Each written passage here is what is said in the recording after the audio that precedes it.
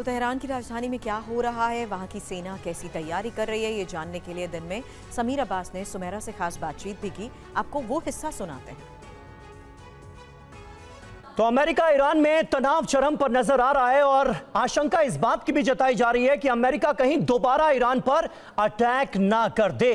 और ऐसे वक्त में ईरान में मौजूद है TV9 भारतवर्ष की जाबाज टीम।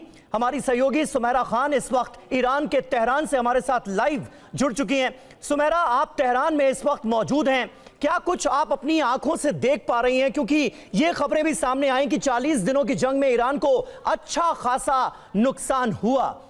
आपने ईरान में अपनी आंखों से क्या देखा? नुकसान कितना बड़ा है, कितने लोगों की जानें गई हैं? इसको लेकर कुछ सटीक आंकड़े सामने आए हैं क्या?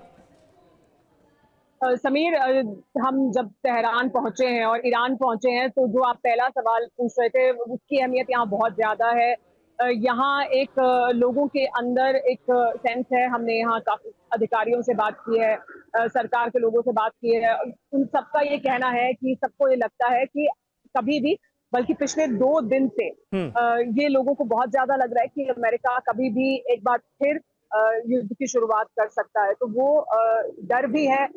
उसके बारे में उनको ये आशंका भी है कि ऐसा होगा और उसकी तैयारी है। एयर डिफेंस सिस्टम रात में एक्टिव हो गए। रेड अलर्ट पर परसों रात से ही तेहरान और बाकी तमाम जगहों को रखा गया है। हम होटल से बाहर निकलने की कोशिश हमने की तो हमें बताया गया कि नहीं, आप इस वक्त बाहर नहीं निकले, आप अंदर रहें, क्योंकि रेड अलर्ट है, एयर डिफेंस सिस्टम्स एक्टिव है। तो पिछले 2 दिन से खास तौर पर, क्योंकि आमतौर पर यहाँ ये हुआ है कि वीकेंड के आसपास ज्यादा हमले होते हैं, 60 दिन की मियाद पूरी हो रही थी और अब लगता है ईरान में लोगों को कि ऐसा हो सकता है कि बहुत जल्द कुछ बड़ा करे अमेरिका।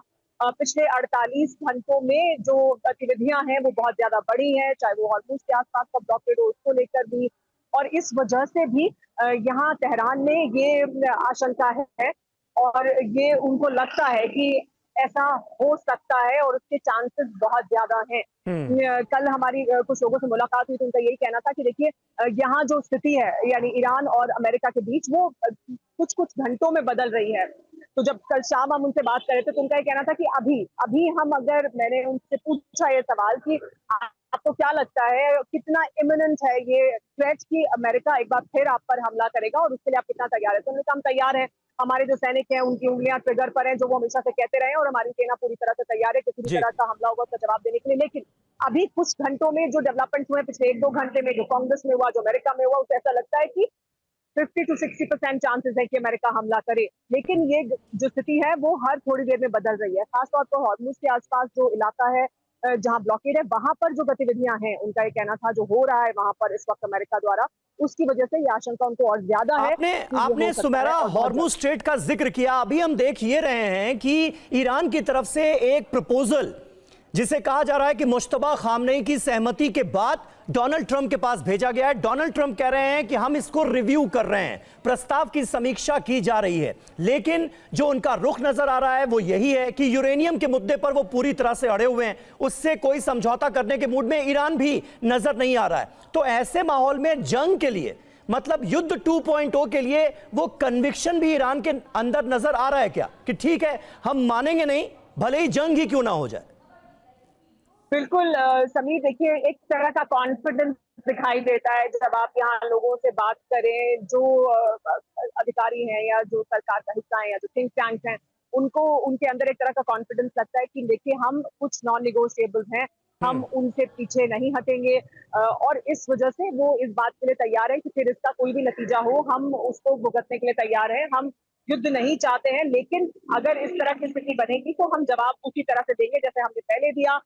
साथ ही ये भी, if I were to quote to you, हमारी जिनसे मुलाकात हुई कुछ लोगों से, उनका ये कहना था कि अमेरिका को हमने सरप्राइज किया। अमेरिका ये नहीं सोच रहा था जब उसने तेहरान पर, ईरान पर हमला किया, कि इस तरह का एक रुख ईरान का होगा और ईरान इतनी तैयारी के साथ है, उसकी रणनीति तैयार है।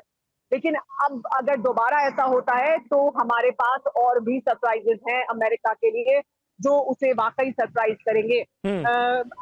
यहाँ पर एक और मैं आपको बात बता दूं कि ईरान तैयार है, तेहरान तैयार है, ट्रिगर पर उंगलियां है, उनका ये कहना है हमारी सेना की अगर कुछ भी होता है तो हम जवाब उसी तेजी से देंगे, उसी प्रभाव के साथ देंगे। साथ ही हमारे पास बहुत से सरप्राइजेस होंगे अमेरिका के लिए।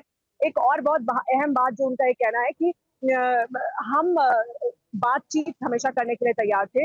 यूरेनियम एक ऐसा मुद्दा है, वो हमारा मुद्दा है, हम उसे कितना तादाद में रखेंगे, लेकिन उनका ये जरूर कहना है, ये जो मुझे उनका पक्ष समझ में आता है वो ये कि हम जो आईएईए के स्टैंडर्ड है, हम दुनिया को ये जरूर संदेश देना चाहेंगे कि हमारे पास इतना ही यूरेनियम हो जिससे हम एटम बम ना बना सके। तो हम उस थ्रेशोल्ड को पार नहीं करेंगे। हम ये हमारा दुनिया से भी वादा है और ये हमारी नीति भी है, पॉलिसी भी है, लेकिन उसे हम कम कर दें अमेरिका के कहने पर या उसके बारे में विचार करें, वो हम नहीं करेंगे, वो हमारा अधिकार है। और ये हमने देखा भी सुमेरा, जब तक आयतुल्लाह अली खामनेई जिंदा रहे, उनकी तरफ से एनपीटी पर दस्तखत के बाद जो फतवा जारी किया गया था कि हम परमाणु बॉम्ब बनाने की ओर आगे नहीं बढ़ेंगे, उस पर अमल भी किया ईरान ने। लेकिन अब खबरें ये भी सामने आ रही हैं कि मुश्तबा खामनेई एक बार फिर अपनी परमाणु पॉलिसी को, ईरान की परमाणु पॉलिसी को रिव्यू कर सकते हैं। और अभी तक जो खबरें हमारे पास आई हैं, जो जानकारियां आई हैं, उसके तहत लगता तो यही है कि मुश्तबा खामनेई का जो रुख है वो आयतुल्लाह अली खामनेई से भी कहीं ज्यादा आक्रामक है, अग्रेसिव है। तो क्या इसकी भी चर्चा इस वक्त ईरान में है?